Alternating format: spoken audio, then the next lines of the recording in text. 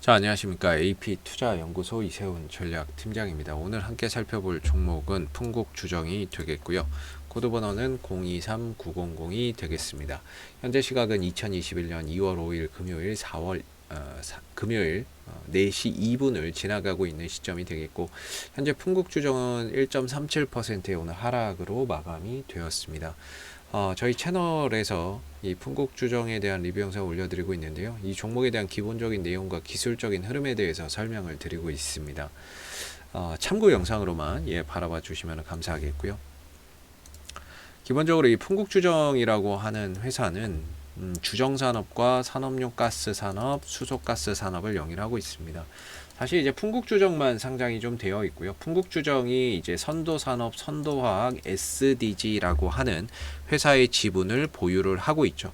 쉽게 말해서 이제 계열사가 되겠죠. 풍국주정이 상장되어 있고, 풍국주정이 이런 식으로 이제 지분을 보유를 하면서 계열사를 두고 있다, 이렇게 보시면은 될 것 같습니다. 그래서 보시면은 선도산업의 지분도 50% 정도 보유하고 있고요. 그 다음에 SDG의 지분도 56%, 선도화학의 지분도 10% 정도 보유를 하고 있습니다. 물론 이제 대부분 다 비상장 기업이기 때문에 상장이 되어 있지는 않지만, 우리가 여기서 이제 좀 주목해 봐야 되는 부분들은 바로 이 SDG나 이런 부분들, 풍국주정이 주가가 움직이고 있는 부분들은 자체적인 요소보다는 이런 이제 자회사들, 계열사들의 영향이 상당히 크다라고 볼 수 있습니다.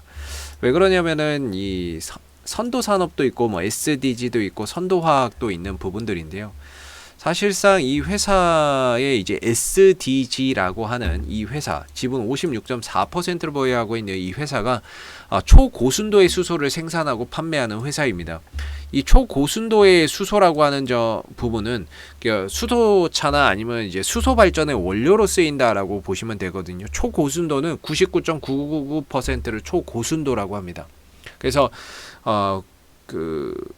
우리나라에 이제 수소 생산 기업이 몇 개 있죠. 수소나 이런 생산을 하는 기업들이 있는데, 뭐 SK케미칼이나 뭐 S오일이나 이런 기업들을 일단 고객사로 좀 두고 있다라는 점 참고해서 알아두시면 좋을 것 같고요. 그래서 풍국주정 같은 경우에는 이제 수소차 관련, 수소 산업 관련주로도 엮입니다. 자회사 SDG 때문이죠. 그래서 보면은 이 회사에 이제 보면은 풍국주정이 에탄올을 만들고 있고, 그 다음에 이제 그 선도산업이 특수가스나 산업용 가스, SDG가 수소나 아세틸렌, 그 다음에 이제 선도화학이나 화신화학이 액체탄산과 드라이아이스를 지금 제조하고 판매를 하고 있다라고 나오고 있죠. 우리가 여기서 또 하나 주목해 봐야 되는 부분들이, 지금 주목해야 되는 부분들이 바로 이 드라이아이스 부분이 아닌가라고 생각해 볼 수 있는데, 드라이아이스를 다시 좀 재주목해야 되는 부분 중에 하나가 바로 코로나19 치료제, 백신이죠. 화이자 백신의 지금 이제 품목 허가가 지금 심사를 하고 있습니다.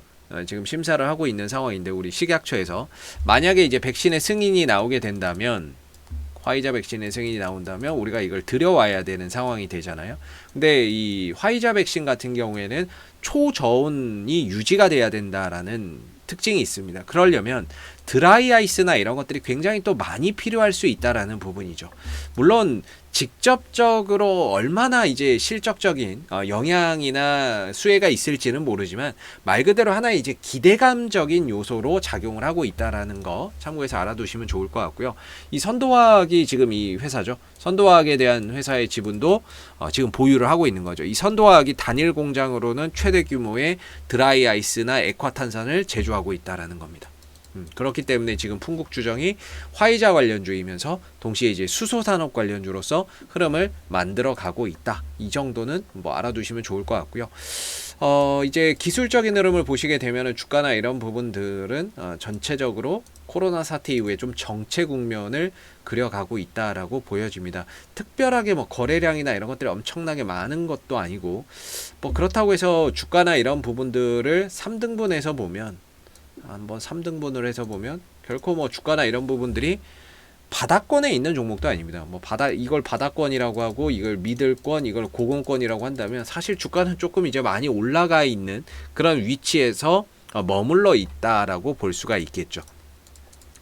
그래서 지금 이제 고공권에서 다소 좀 머물러서 하나의 거대한 이제 박스권을 이렇게 좀 형성을 하고 있는 부분이고, 나름 이 박스권 안에서도 저점을 좀 높여가는 듯한 느낌이 나기는 합니다. 저점을 좀 높여가고 있다라는 생각은 들기는 하는데, 전반적으로 하나의 거대한 이제 박스권 흐름 속에서 주가가 움직이고 있고, 한 번씩 주가가 이렇게 상승하는 이런 이제 흐름들이 나오죠. 이 부분에 대해서 지난번에 한번 설명을 드렸는데, 이 부분이 왜 저런 상승이 나왔느냐, 윗꼬리가 달린 부분들이 왜 만들어졌느냐 라고 한다면,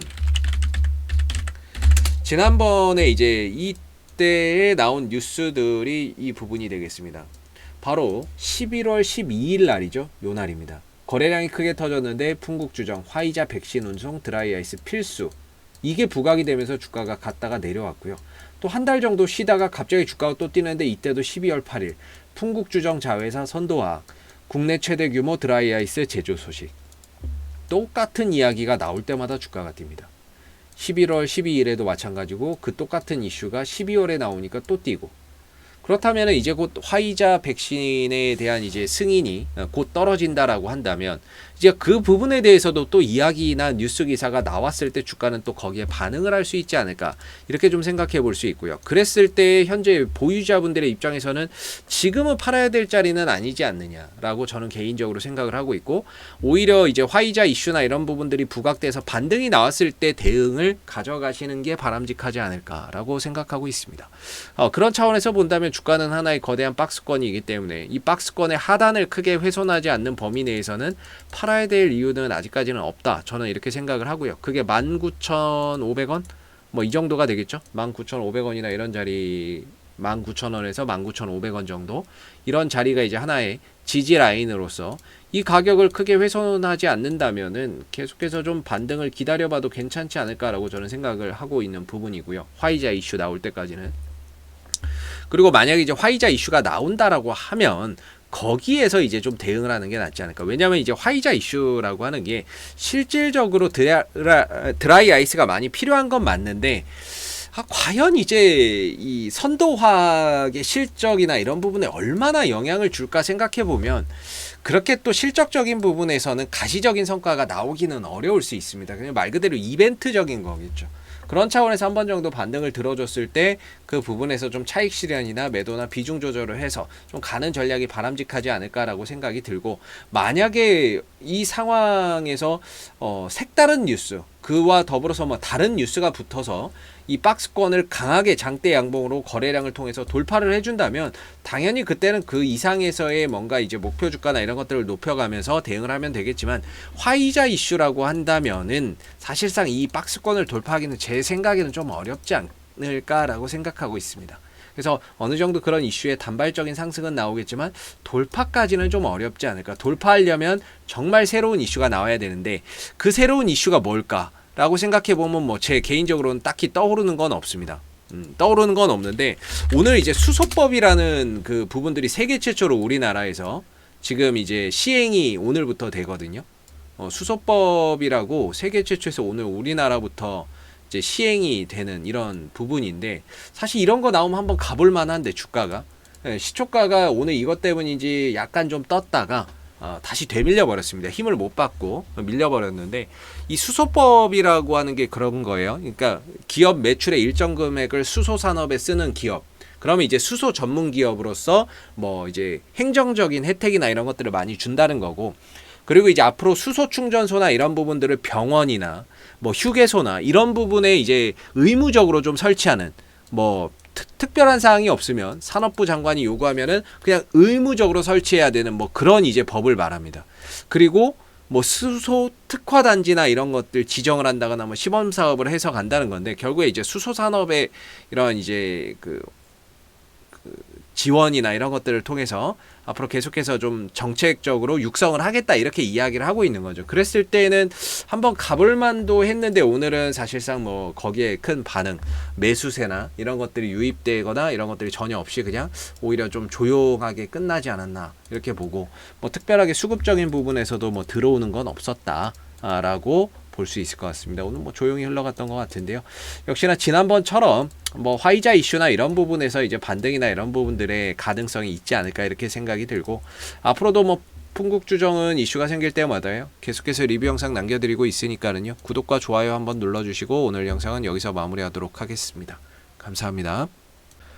그리고 무료 추천 종목을 매일매일 드리고 있습니다. 네이버에서 AP투자연구소를 검색하시게 되면 웹사이트 상단에 AP투자연구소 홈페이지 링크가 나옵니다. 클릭하시게 되면 AP투자연구소 홈페이지로 접속을 하실 수가 있는데요. 가운데 무료 추천 종목 카테고리에 2021년 무료 추천 종목을 클릭하시게 되면 소장님께서 매일매일 국내외 시황에 대한 실시간 브리핑과 함께 댓글로서 리딩을 해드리고 있습니다. 하나 눌러서 들어가 보게 되면 댓글 리딩은 아침 7시 42분부터 진행이 됐고요. 그 다음에 무료 추천 종목을 보시기 전에 꼭 읽어보세요도 한번 확인해 보시면 좋을 것 같습니다. 그리고 간밤에 있었던 미 증시에 대한 상승의 이유 또는 하락에 대한 이유를 이렇게 댓글로서 쭉 써드리고 있고요. 그리고 9시가 되게 되면 이제 무료 추천 종목이 나오게 됩니다. 무료 추천 종목의 종목명, 그 다음에 매수가, 그 다음에 1차 목표가, 그 다음 손절가가 함께 제시가 되기 때문에요. 보통 이제 무료 추천 종목은 2종목에서 많게는 3종목 정도 추천이 나온다라고 보시면 될 것 같고요. 상승하게 되면 그 상승한 부분에 대해서 이렇게 댓글로서 리딩을 장중에 해드리고 있고 또 하락하게 되면 그 하락한 부분에 대해서도 댓글로서 리딩을 해드리고 있기 때문에 무료 추천 종목이 필요하신 분들은 홈페이지에 오셔서 많은 도움 받아가시면 좋겠습니다. 감사합니다.